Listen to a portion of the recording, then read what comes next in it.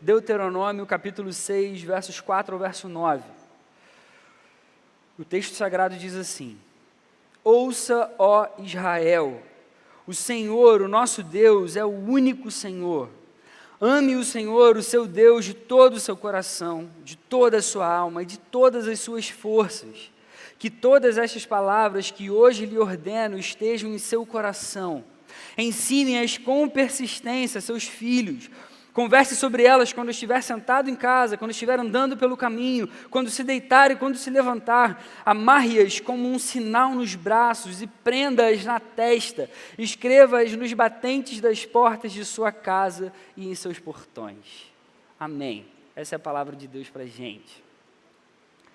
Penso, logo existo. Você já deve ter ouvido essa frase. O famoso filósofo e matemático francês René Descartes, no século XVII, ele chegou a essa conclusão: penso, logo existo. Ainda que muitos de nós nunca tenhamos lido sobre esse filósofo, ou nunca tenhamos lido nenhuma das suas obras, é muito provável que a gente seja influenciado por esse tipo de pensamento nos dias atuais. Às vezes, a gente é levado a acreditar que nós somos seres unicamente pensantes. A gente tende a ver, às vezes, a mente como o lugar onde a verdadeira ação acontece. Eu começo a pensar em determinada coisa, eu começo a acreditar naquilo, e a partir daí, todas as minhas ações e todos os meus gestos têm a ver com os meus pensamentos, e isso começa a se tornar quem eu sou no meu dia a dia.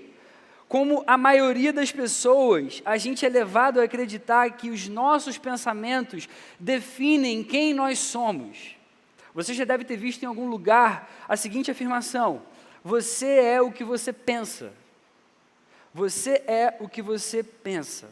Essa é a visão predominante da maioria das pessoas no nosso tempo.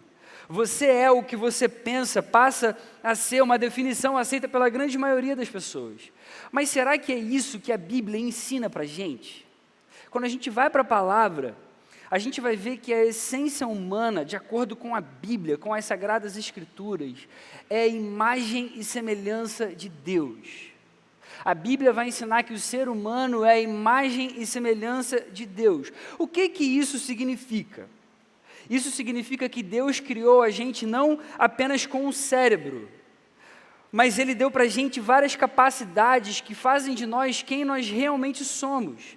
Quando a gente se torna a imagem e semelhança de Deus, nós temos atributos comunicáveis com Deus. Deus tem vários atributos e alguns desses atributos Ele comunica a nós como seres humanos criados por Ele. Por exemplo, eu e você podemos amar, porque Deus ama. Eu e você podemos pensar, nós temos inteligência, porque Deus pensa, Deus tem inteligência. Eu e você podemos viver, porque Deus vive. Eu e você podemos falar, porque Deus fala. Eu e você podemos desejar, porque Deus deseja. Eu e você temos sentimentos, a gente pode sentir, porque Deus tem sentimentos, Ele pode sentir, entre muitos outros atributos. É claro que nem todos os atributos de Deus são comunicáveis. Por exemplo, Deus é todo-poderoso. Tem alguém aqui que é todo-poderoso? Não, ninguém é. Deus é onipresente, Deus é onisciente, isso nós não somos. Mas vários atributos que Deus tem e comunicou a nós, fazem com que a gente tenha características que fazem de cada um de nós aqui seres que refletem a imagem do próprio Criador. Isso que significa ser imagem e semelhança de Deus. O problema é que a queda distorceu o objetivo principal de todas essas características, de todos esses atributos. O objetivo era que todos eles dessem glória a Deus em todo o tempo, mas a queda estragou isso. Então as Escrituras vão ensinar para a gente o que está lá em Provérbios capítulo 4, verso 23, que diz o seguinte: acima de tudo, guarde o seu coração, pois dele depende toda a sua vida. Outras versões vão dizer para a gente o seguinte: acima de tudo que se deve guardar, guarda o teu coração, porque dele procedem as fontes de vida. Coração é o centro do ser humano, ele representa todo o ser de uma pessoa, todas as vontades, todos os desejos, todos os anseios, todas as afeições de alguém. Desse centro é que flui a vida. Desse centro que todo ser humano tem dentro de si. Isso mostra para a gente que o nosso querer, os nossos desejos, refletem o que existe no nosso coração. No Novo Testamento, a gente vai ver algo muito parecido. Quando Jesus encontra pela primeira vez aqueles que viriam a ser seus futuros discípulos, a primeira pergunta que ele faz a eles é: o que vocês querem? Você pode encontrar essa referência em João 1,38. Quando Jesus encontra alguns discípulos que foram até ele, Jesus se vira para eles e fala: o que vocês querem? Essa é a pergunta mais importante de Jesus aos seus discípulos. Da mesma forma como já no final do seu ministério, antes dele subir aos céus, quando ele vai restaurar Pedro após a negação, depois da crucificação, Jesus pergunta para Pedro: Pedro, você me ama? Você encontra também esse relato em João capítulo 21, versos 15, 16 e 17. Quando Jesus encontra com André, com Pedro, com várias pessoas ao longo do seu ministério, comigo ou com você, ele não pergunta o que nós sabemos, o que você sabe, nem mesmo ele pergunta no que você crê. A pergunta que Jesus faz é: o que você quer? Qual é o seu desejo? Você deseja realmente com todo o seu coração me seguir, ser o meu discípulo? Nossas vontades, nossos anseios, nossos desejos estão no centro da nossa identidade. O nosso coração, como a palavra ensina, é a fonte de onde fluem as nossas ações e os nossos comportamentos. Então, a visão bíblica a respeito do que nós somos, ou melhor, do que nós nos tornamos depois da queda é: você é o que você ama. Você não é o que você pensa. Você é o que você ama, o que você deseja, o que você quer. Esse é o conceito bíblico a respeito da nossa essência. Por isso, o discipulado, o processo em que a gente se torna cada vez mais parecido com Jesus, tem muito mais a ver com desejar e ansiar do que com conhecer um pouco a mais, do que saber um pouco mais a respeito das coisas de Deus. Jesus quer que a gente coloque a sua palavra em prática muito mais do que Ele quer que a gente conheça mais, muito mais do que Ele quer que a gente tenha um conhecimento teológico mais aprofundado, mais robusto. Mas o que isso tem a ver com o texto de Deuteronômio, que a gente leu essa noite, e é o texto base para a gente aqui, nesse momento? Esse texto de Deuteronômio é um texto essencial que ensina para a gente a importância da gente amar realmente a Deus e pensar em Deus o tempo inteiro. Porque se nós somos o que amamos, tudo aquilo que a gente deseja, tudo aquilo que a gente quer, tudo aquilo que a gente anseia, o que existe de mais importante é nós colocarmos o amor no lugar certo. É isso que Deus está ensinando para o seu povo nesse momento. Qual é o contexto desse texto que a gente leu de Deuteronômio? O povo de Israel estava prestes a entrar na terra prometida. Deus tinha feito uma promessa aos seus antepassados de dar uma terra onde eles teriam fartura, onde eles teriam comida, onde eles poderiam criar os seus filhos e todas as suas gerações. E Deus estava cumprindo essa promessa exatamente nesse tempo. O povo tinha passado 40 anos num deserto. Depois de ter desobedecido a ordem de Deus, eles tiveram que ter mais 38 anos andando no deserto. Eles tinham caminhado por 2 anos, eles iam entrar na terra, não confiaram no poder de Deus, não confiaram no cuidado de Deus, não entraram naquele momento, tiveram que dar uma volta gigantesca, passaram mais 38 anos. Nesse momento aqui, desse texto que a gente leu, os homens da geração que tinham recebido a lei lá no deserto já tinham todos morrido. Agora surgiu uma nova geração, e essa geração é que ia tomar posse dessa terra prometida. Moisés então reúne todo esse povo, naquele momento antes de entrarem na terra prometida, e ele vai repetir toda a lei. Isso é o livro de Deuteronômio, quando toda a lei vai ser repetida para essa geração que efetivamente vai tomar posse da terra, de Canaã. Essas palavras que a gente leu são palavras de Moisés para Israel um pouquinho antes de Moisés morrer. Ele então chama o povo e relembra toda a lei. Nesse trecho que a gente leu fica claro que o que há de mais importante é que o povo aprenda a amar o Senhor e a obedecer ao Senhor, obedecendo sua lei.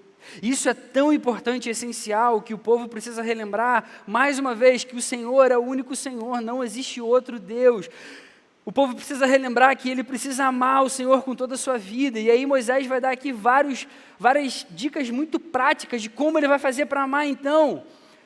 Eles têm que pensar nisso em todo o tempo, na ida, na volta, quando forem dormir, quando se levantarem, quando estiverem conversando, em todo o tempo. Agora, repara o que está acontecendo aqui, isso aqui, você precisa prestar muita atenção. O povo é ordenado a amar o Senhor. O povo é ordenado a amar o Senhor. Quem aqui é casado? Levanta a mão rapidinho aí para eu ver. Tem bastante gente casada aqui, eu também sou casado, graças a Deus. Quando você casou, por acaso, você foi obrigado a casar? O seu marido ou sua esposa chegou com uma arma na sua cabeça e falou assim, olha só, você vai casar comigo, você não vai fugir agora não, você tem que casar. Chegou lá na hora lá do pastor fazendo o casamento, dos votos e tal, ó, diz sim, hein? Nos nossos dias, a gente está muito acostumado a entender o amor dessa forma, como algo que vai sendo construído. Eu conheço aquela pessoa, eu começo a ganhar uma confiança, o respeito vai crescendo por ela. Depois de um tempo eu já começo a sentir, pô, eu amo essa pessoa. Eu amo essa pessoa, começa a ter aquele sentimento que vai crescendo no coração. Até o momento que a gente decide, pô, eu vou casar. É uma pessoa que realmente eu quero passar o resto da minha vida. A gente entende o amor dessa forma, ninguém fala que ama no primeiro encontro. Eu acho que não, a maioria das pessoas que eu conheço não falam.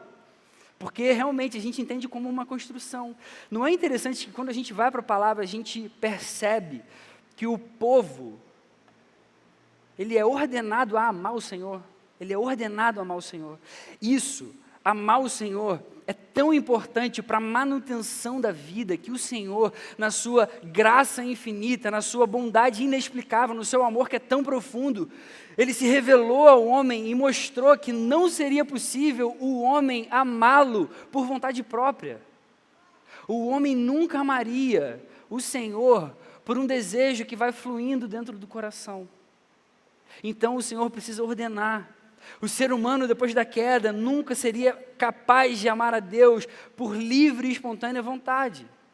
Deus se revela o seu caráter na sua lei. A lei não era apenas a vontade de Deus, a lei era quem Ele era de fato.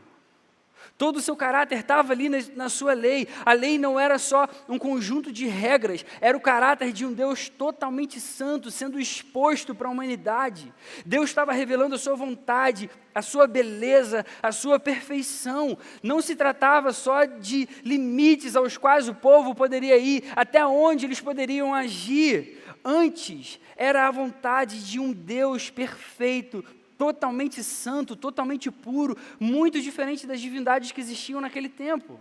É claro que toda essa pureza, toda essa santidade continuam sendo as coisas mais importantes e mais essenciais para nós hoje.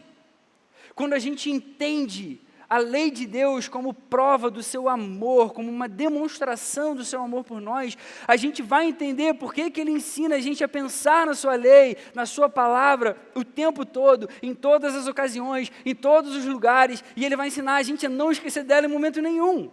Então a palavra vai ensinar para a gente de forma clara, como a gente leu aqui, que todas essas palavras que hoje Ele ordena estejam no seu coração. Ensine-as com persistência, com insistência, falem delas o tempo todo a seus filhos, converse sobre elas, sentado em casa, andando pelo caminho, quando você se deitar, quando você se levantar, amarre-as como um sinal nos seus braços, prenda na sua testa, escreva nos batentes da sua porta e em seus portões. O Deus Criador do universo, Ele estava se tornando conhecido, revelando a sua vontade no seu caráter, por meio da sua lei perfeita.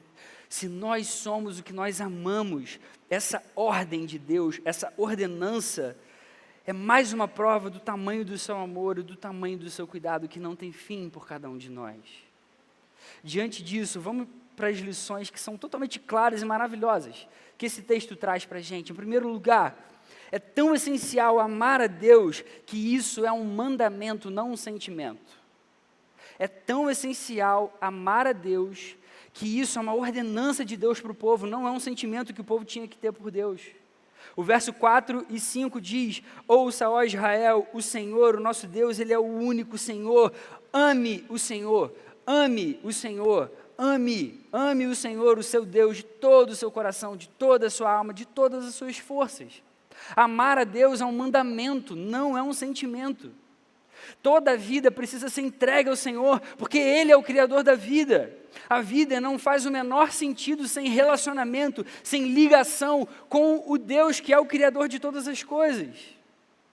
Amar a Deus envolve não apenas as emoções e os sentimentos, não apenas as afeições, mas também todos os nossos desejos, todo o nosso intelecto, todo o esforço que a gente pode ter. Envolve intenção. Intenção. Amar a Deus envolve intenção. Isso significa que amar é uma decisão que a gente tem que tomar. Amar a Deus é uma decisão que a gente tem que tomar. Para ficar claro uma coisa aqui, isso é uma palavra para o povo de Deus, para quem já é regenerado, para quem já é salvo. É claro que sem a ajuda do Espírito Santo, sem ter um coração regenerado, a gente nunca vai conseguir fazer isso, a gente nunca vai achar que a palavra faz sentido. Mas uma vez que a gente é resgatado, a gente é regenerado, os nossos olhos se abrem, a gente entende a verdade, agora é decisão nossa amar cada vez mais o Senhor. Só que, como eu falei há pouco tempo atrás, no nosso tempo, amar tem muito mais a ver com sentimento. A gente está mais acostumado a entender o amor como uma sensação boa. A gente começa a sentir um sentimento agradável para uma pessoa. No mesmo exemplo, por exemplo, de um casamento, a gente vai construindo aquilo, a gente vai tendo a confiança um pelo outro, a gente vai ganhando mais respeito, a gente começa a gostar da companhia daquela pessoa, depois de um tempo a gente começa a sentir de fato, cara, é tão forte que eu sinto, eu amo essa pessoa. E a gente fala para a pessoa, eu te amo, eu te amo. Só que quando esse sentimento, depois de muito tempo, ele não acontece mais, geralmente a gente tende a dizer que a gente não ama mais. Eu não sei se você já reparou. Eu tive um grande amigo meu, que trabalhou comigo na empresa que eu trabalhei alguns anos atrás. Ele foi casado, e ele às vezes abriu o coração dele comigo, e ele se separou num determinado momento da vida. E ele conversando comigo falou, pô cara, eu já não estava mais feliz no meu casamento, eu não estava mais amando a fulana. Ele queria dizer, em outras palavras, que aquele sentimento de prazer que ele tinha lá no início, não estava mais acontecendo. Quantos casamentos você deve conhecer? Eu conheço muitos que acabam porque as pessoas pensam, eu não amo mais tal pessoa. Quando, na verdade, a gente só não tem mais aquele sentimento gostosinho que a gente tinha no início. Amor é uma decisão que a gente tem que tomar. Quando os noivos fazem voto num casamento, você pode reparar no voto deles, nunca vai ter a seguinte frase, óbvio, se for feito por um pastor sério, que ama Jesus, que ama a palavra, você nunca vai ver nesse voto essa frase, até que o amor acabe. Eu vou fazer isso, eu me comprometo a isso, até que o nosso amor acabe. Não existe. A frase que tem lá qual é? Até que a morte nos separe. É só com a morte, meu amigo. Até que a morte nos separe. Porque não é apenas um sentimento. É uma decisão que a gente tem que tomar. Eu amo a minha esposa, ela me ama, provavelmente ela deve estar me assistindo lá agora. Mas mesmo ela me amando, tem dias que ela deve me odiar, eu tenho certeza disso. Que ela quer me matar mesmo, porque eu sou um cara muito chato. Eu tenho todas as minhas manias, eu tenho todas as minhas chatices, e ela conhece cada uma dessas. Só que amor é uma decisão que a gente toma. Eu não amo só porque eu tenho um sentimentozinho gostosinho. Esses sentimentos, eles passam várias vezes. Precisa ser uma decisão que é tomada diariamente. E isso acontece na nossa relação com Deus. Se dependesse de sentimento, a gente nunca amaria Deus. A gente nunca amaria Deus. Então a palavra ordena para a gente, ame o Senhor, o seu Deus, de todo o coração, de toda a sua alma, de todas as suas forças. É claro que pode haver sentimentos, sim. Ao longo da caminhada, os sentimentos vão acontecendo, e isso é bom, mas eles não podem ser a base principal dessa relação de amor. Como a palavra vai dizer, é de todo o seu coração, é o centro do ser humano, todos os seus desejos têm que estar envolvidos nisso, todas as suas afeições, todas as suas ansiedades têm que estar relacionadas mesmo a isso, de toda a sua alma, é todo o seu ser, de toda a sua força. Isso envolve esforço, envolve dedicação, envolve intenção. Como eu falei, é claro que não significa que a gente não vai ter um sentimento de prazer muitas vezes, mas esse sentimento não é o mais importante. Não é o mais importante. É tão essencial amar a Deus que isso é um mandamento e não um sentimento. A segunda lição desse texto para a gente é que o amor a Deus é colocado em prática pela obediência à sua lei. O amor a Deus é provado, é mostrado quando a gente obedece à lei, quando a gente obedece à palavra. O verso 6, a palavra diz que todas essas palavras que hoje lhe ordeno estejam em seu coração. Moisés tinha acabado aqui de relembrar toda a lei e ele vai dizer: pega essas palavras todas que a gente está lembrando agora, guarda lá no seu coração. A lei de Deus, ela tinha que ser aplicada, ela tinha que ser obedecida, guardada no coração.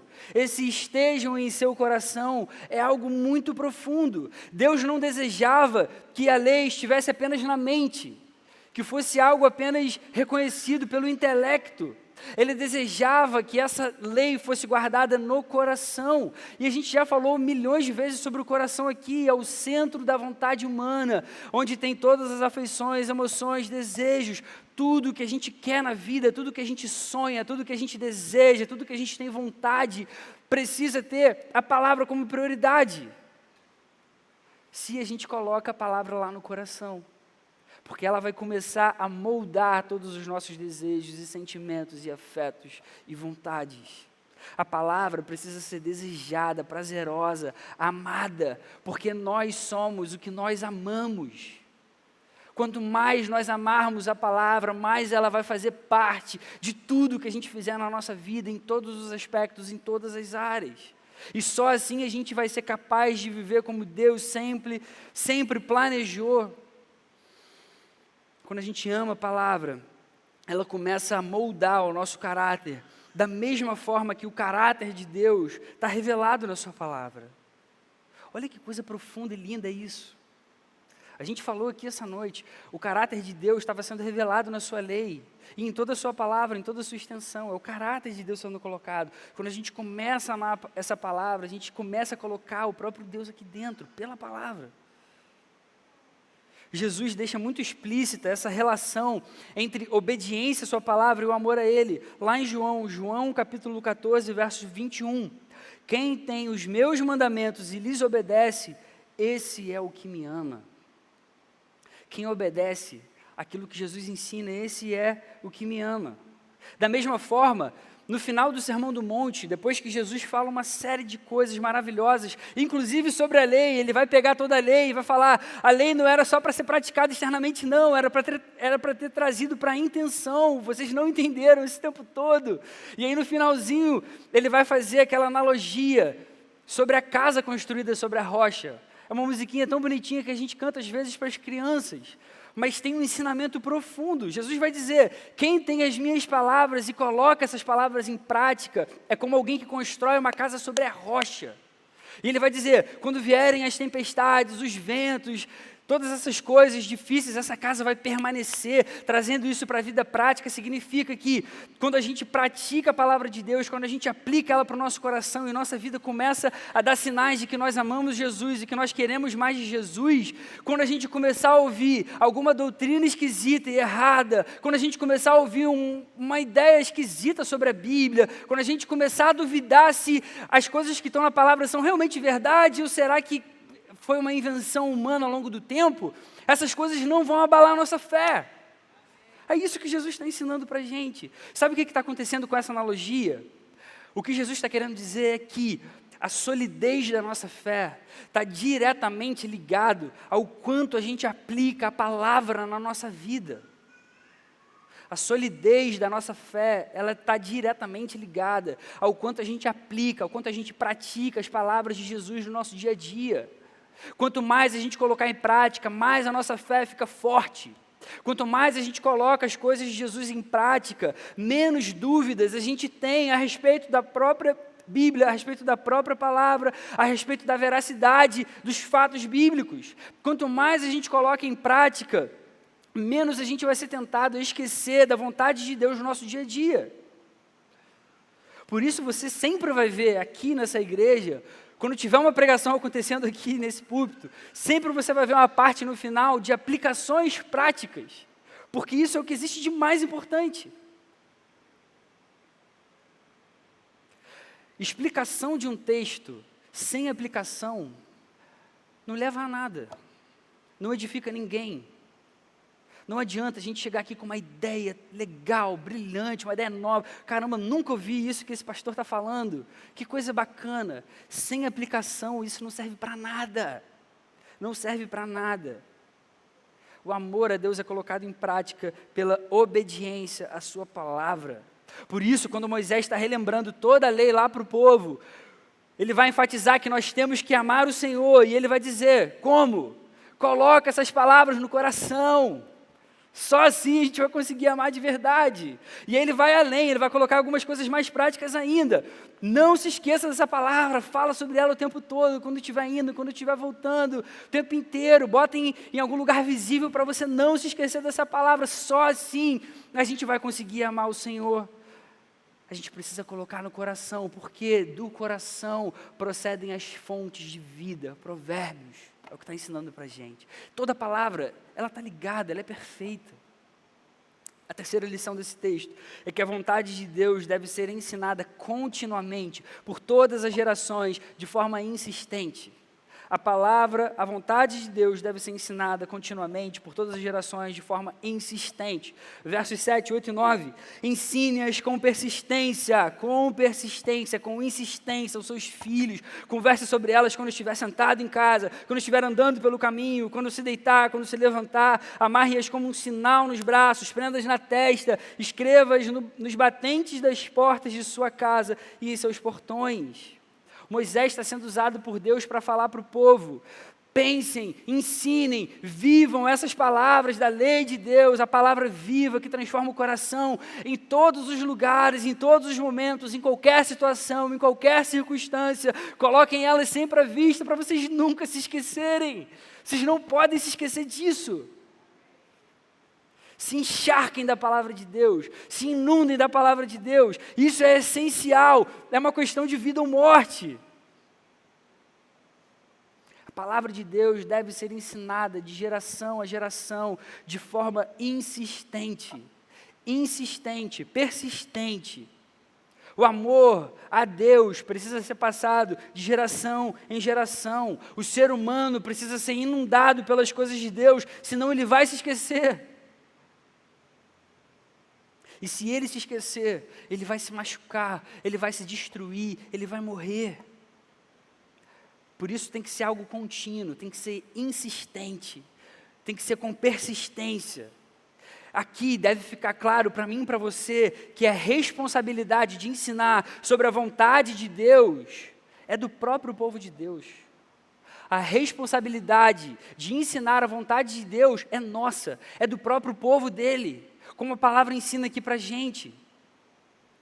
A responsabilidade de ensinar sobre as coisas de Deus para as crianças da igreja, para os filhinhos, é dos pais.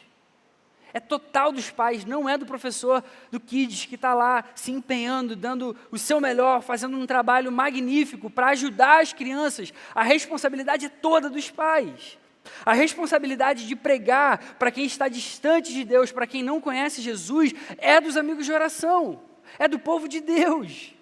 A responsabilidade de pregar e caminhar com os novos na fé é dos antigos na fé, porque isso é para ser passado de geração em geração. Por isso o discipulado é algo importantíssimo. É algo importantíssimo e deve ser levado a sério em todos os tipos de relação. Tanto no discipulado propriamente dito, que é o que a gente faz de uma forma mais organizada na igreja, em que uma pessoa mais experiente vai caminhando com outras e vai ajudando a prestar contas, vai ensinando um pouco mais a respeito da vontade de Deus no dia a dia, tomando um café, mas vale também para as relações que a gente tem com as pessoas que não conhecem o Senhor, vale para as relações familiares entre pais e filhos, vale para qualquer tipo e nível de relacionamento que a gente tenha com qualquer pessoa. O nosso papel como participantes desse reino é pensar na palavra, é ensinar a palavra, é falar sobre a palavra, é viver a palavra. Quando a gente andar, quando a gente dormir, quando a gente estiver indo para o nosso trabalho, quando a gente estiver sentado comendo com nossos amigos ou com a nossa família, quando a gente estiver no carro, quando a gente encontrar alguém, em todos os lugares, em todos os momentos, em qualquer situação, colocando a palavra sempre à vista, para que a gente nunca se esqueça. Deus nunca vai considerar a gente pessoas radicais demais quando o assunto for a gente se encharcar da palavra dele. Nunca, nunca. Quando você levar a palavra de Deus até as últimas consequências e alguém falar que você está sendo radical demais, mostra para essa pessoa esse texto de Deuteronômio 6. Quando eu li, eu fiquei encantado com isso aqui. E olha que a gente lê várias vezes, mas tem vezes que parece que salta de uma forma diferente aos olhos. É o tempo inteiro pensando na palavra, falando da palavra, ensinando para os filhos, ensinando para gerações, é o tempo todo. A vontade de Deus deve ser ensinada continuamente, por todas as gerações e de forma insistente. A palavra de Deus nunca vai ser demais para ninguém. Como que a gente aplica esse texto? E aí fica a parte mais importante dessa noite aqui, para a nossa vida. As aplicações que esse texto aqui traz para a nossa vida, para a gente começar a fazer assim que a gente pisar fora dessa tenda. Em primeiro lugar, ame o Senhor com todo o seu ser e com tudo o que você tem. As aplicações são tão simples quanto o próprio texto. Da mesma forma que era para o povo de Israel fazer, a gente tem que fazer isso aqui hoje. Ame o Senhor, o seu Deus, com todo o seu ser e com tudo o que você tem. Lembra o que a gente falou aqui essa noite? Amar é uma ordenança, é um mandamento de Deus, é ordem, ame o Senhor. Então, isso é uma decisão que eu e você temos que tomar. A gente precisa escolher de forma intencional as coisas de Deus.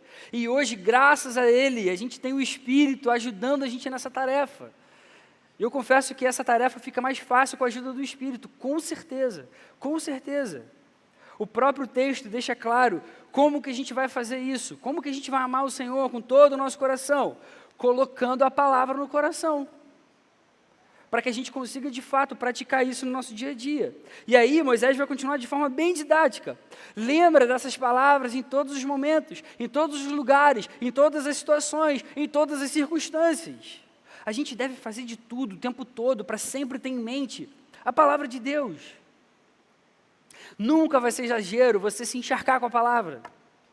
E aí fica aqui algumas dicas mais práticas ainda. Pô, mas me ajuda, porque ainda não estou sabendo como que eu faço isso no meu dia a dia. Por exemplo, sabe aquele post-it? Aquela coisinha que todo mundo tem às vezes no trabalho? Se você estivesse em casa, anota uma porção de versículo bíblico e sai colando isso em toda a sua casa. Para você ter visualmente, lembrar da palavra de Deus no seu dia a dia. Se você for comprar um quadro para embelezar a sua sala ou o seu quarto, compra quadro bíblico com um versículo bíblico para você sempre se lembrar ali das coisas de Deus, a respeito das coisas de Deus. Escreve vários bilhetes por onde você for e deixa estampado sobre as coisas de Deus, sobre a palavra de Deus. Outra dica, escute mais louvores ao longo da semana. A gente vive dias corridos, mas escutar louvores é bom porque ajuda a gente a lembrar de verdades bíblicas que estão ali, estão inseridos, que estão sendo cantados. Melhor forma da gente ficar lembrando o tempo todo da palavra, a gente tem que trazer para o nosso coração, para a nossa mente o tempo inteiro. A gente precisa separar um tempo intencional de qualidade com Deus diariamente, para que a gente consiga ouvir a sua voz, para a gente conseguir meditar nessa palavra que traz vida para o nosso coração, para a gente ouvir a voz de Deus.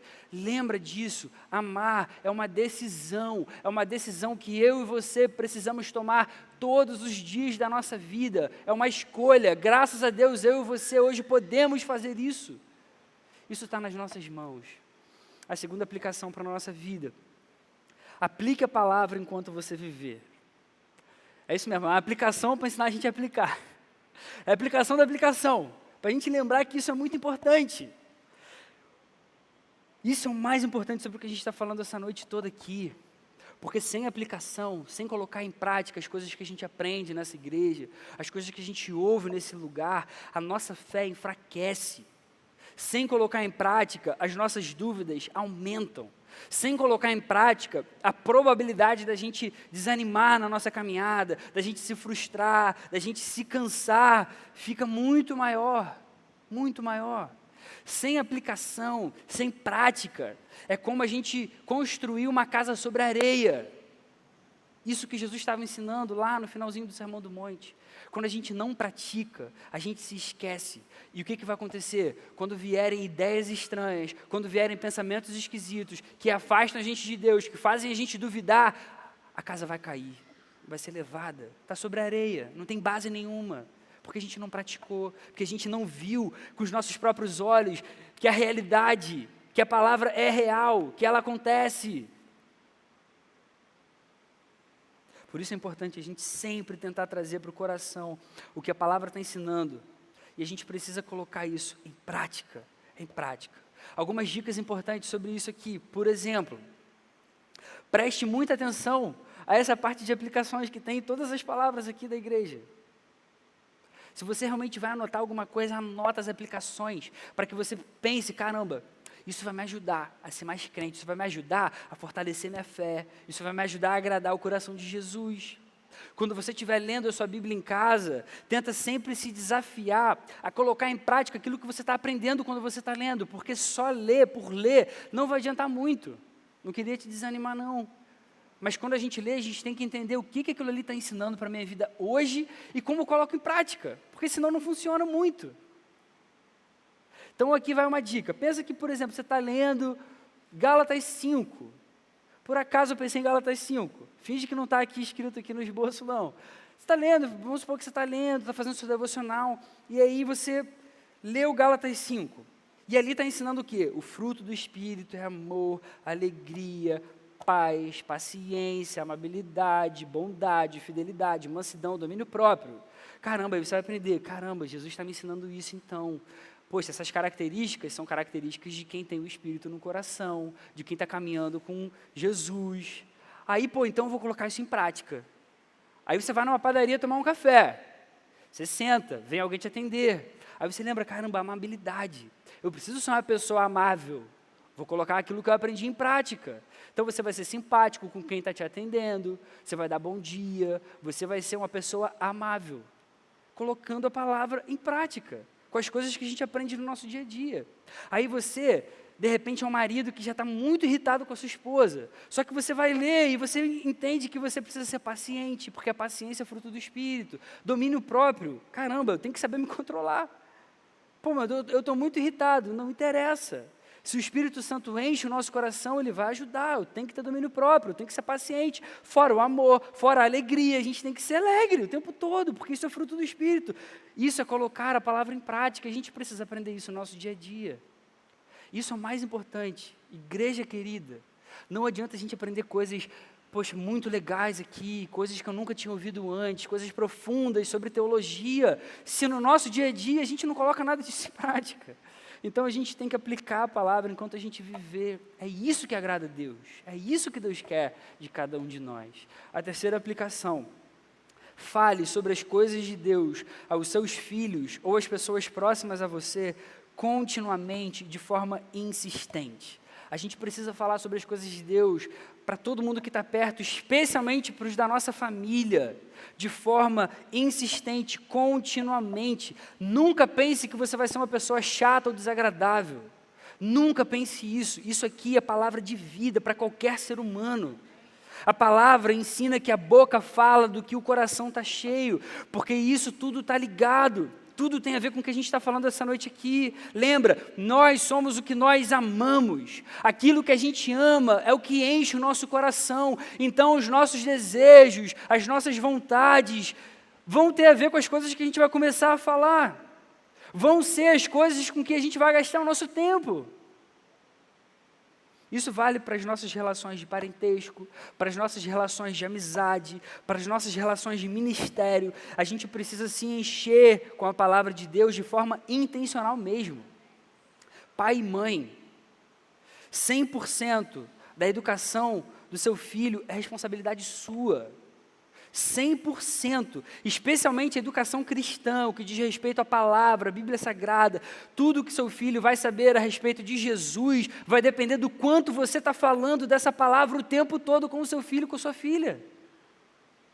Líderes, Seja líder de célula, líder de ministério, qualquer cargo que você ocupe de liderança nessa igreja, vocês foram chamados para cuidar do rebanho de Deus. O quanto essas pessoas que estão sendo cuidadas por você vão amar a Jesus tem a ver com o quanto você tem falado de Jesus para essas pessoas, o quanto você tem demonstrado Jesus para essas pessoas, o quanto você tem amado Jesus na frente dessas pessoas. Agora, para todo mundo que está aqui, para mim, para cada um de nós aqui, nós fomos comissionados por Jesus para falar do Evangelho para todos. O quanto todas as pessoas à nossa volta vão conhecer sobre Jesus depende do quanto a gente vai falar de Jesus, da palavra para essas pessoas. A palavra é muito prática, a gente só tem que pegar isso e trazer para o coração. A gente precisa cumprir esse chamado de forma contínua, insistente. A Bíblia está deixando isso claro. Ensine com persistência aos seus filhos, às gerações, fala sobre isso o tempo inteiro. Nunca vai ser demais, nunca vai ser demais. Quero concluir dizendo que a palavra nunca foi tão atual para ensinar para a gente como viver hoje. A gente está lendo um texto aqui de milhares de anos. Ele é tão importante para a gente. E o que é mais bonito, Jesus no Novo Testamento vai chancelar isso aqui. Ele vai dizer, realmente, esse é o maior mandamento, amar o Senhor, o seu Deus, sobre todas as coisas. Jesus vai confirmar isso que a gente está falando aqui essa noite. O Senhor é o único Deus, continua sendo o único Deus, vai ser para sempre o único Deus. A gente precisa amar esse Senhor, é um mandamento de todo o coração, colocando a sua palavra em prática aqui dentro. A gente deve se encharcar dessa palavra, pensar nela o tempo todo, falar dela o tempo todo, viver ela o tempo todo.